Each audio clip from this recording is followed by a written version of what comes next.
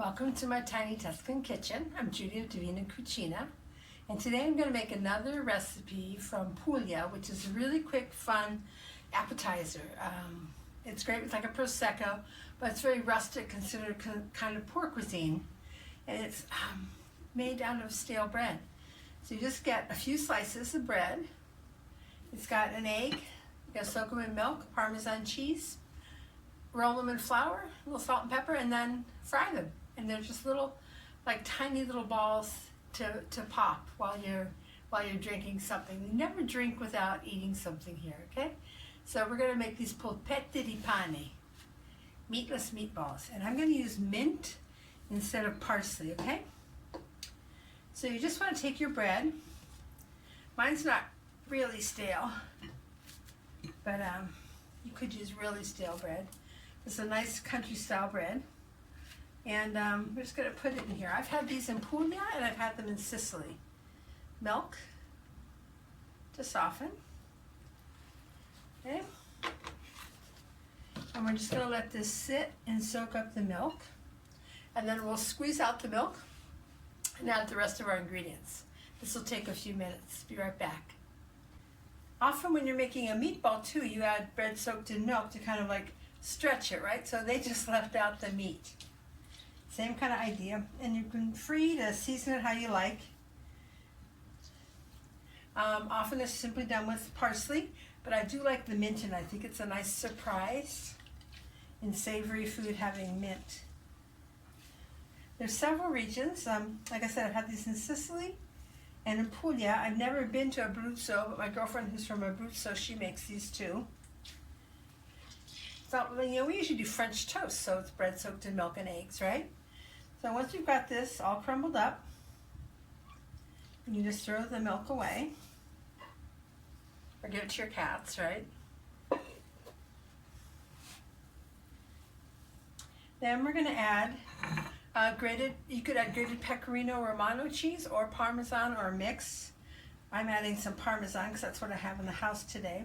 So I'm using 100 grams of bread, 100 grams of cheese, and one big egg, okay? And then I'm going to put in some mint, which I'll mince up. And then we're just going to form little balls and roll them in flour and then fry them. So let me just mince this up and we'll be right back. Okay, this is my Italian food processor. This is what I mince everything with.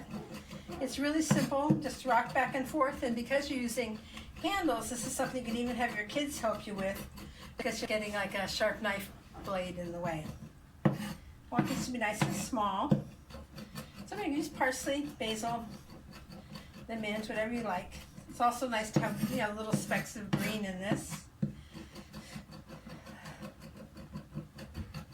And you can eat these just as they are, or you could use them like a meatball and do them in a tomato sauce.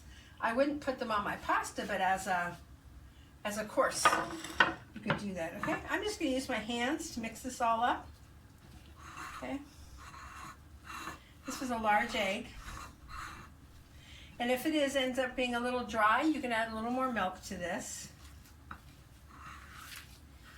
So you can see it's coming together really nicely. If you end up having a tough crust, just take those off. These soaked up really nicely, so they're perfect. I'm going to preheat my oil now to fry in. And that could be just like a simple corn oil or sunflower seed oil. Okay, this is binding really nice. And so I just want to make little tiny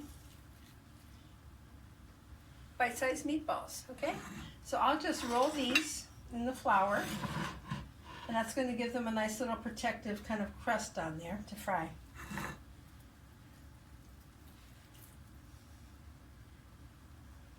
So this is something fun to do. Okay, so we got like 12 little polpette. My oil is hot. Just took it off a minute. So we got 12 little polpette. I'm just going to put them in the hot oil, and I'll be turning them. I'm not deep frying them, I'm pan frying them. Okay. This is kind of very traditional. I've also had other recipes similar, using like leftover mashed potatoes and maybe adding little pieces of cheese and mortadella or prosciutto chopped up in there. This will just take a few minutes, and we're just going to get them brown all over. Again, I usually put them in an order so I can remember, so I can then turn them in that same order. Just going to give them partial flips. Being round, I kind of want all sides to get cooked. Okay. Sometimes I would use my chopsticks for this, or 2 forks. Whatever you're comfortable with. You don't want to splash anybody that's around you. Let's use just now to flip. So easy to make and so delicious. And you can heat them back up to serve them. There you go, it's almost done.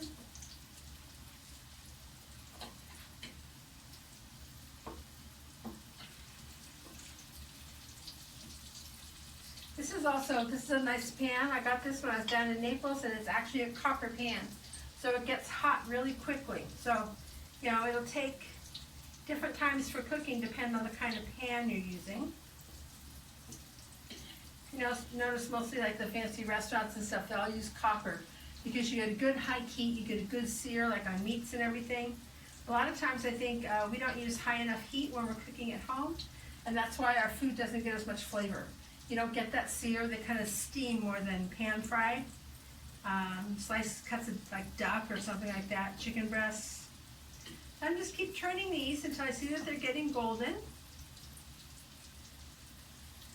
Also, sometimes one side of the pan is hotter than the other, so I move them around a little bit.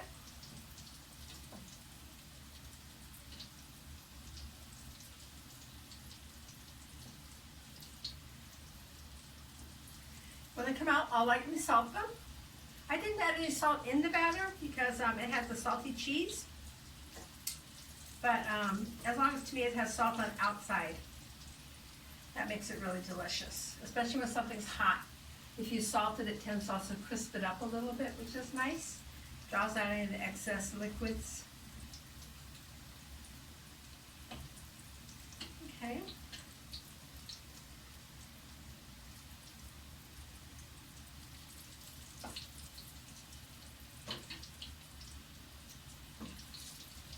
Got one that's a little bit bigger.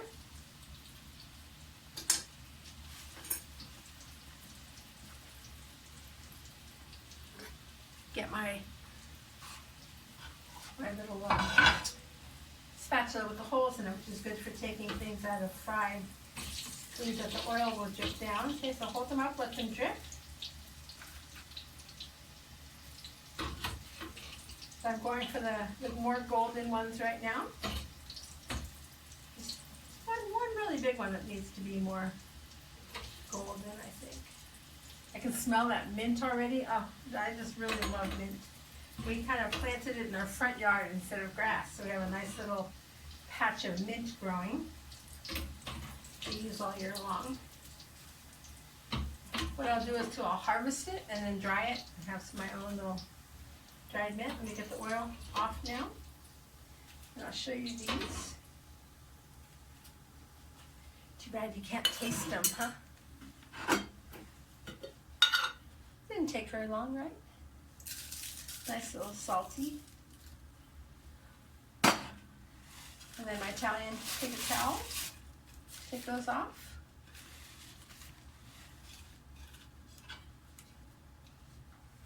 And here's my Polpette di Pane.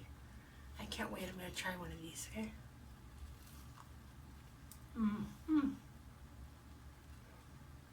Really hot, but delicious. Try these. Buon appetito.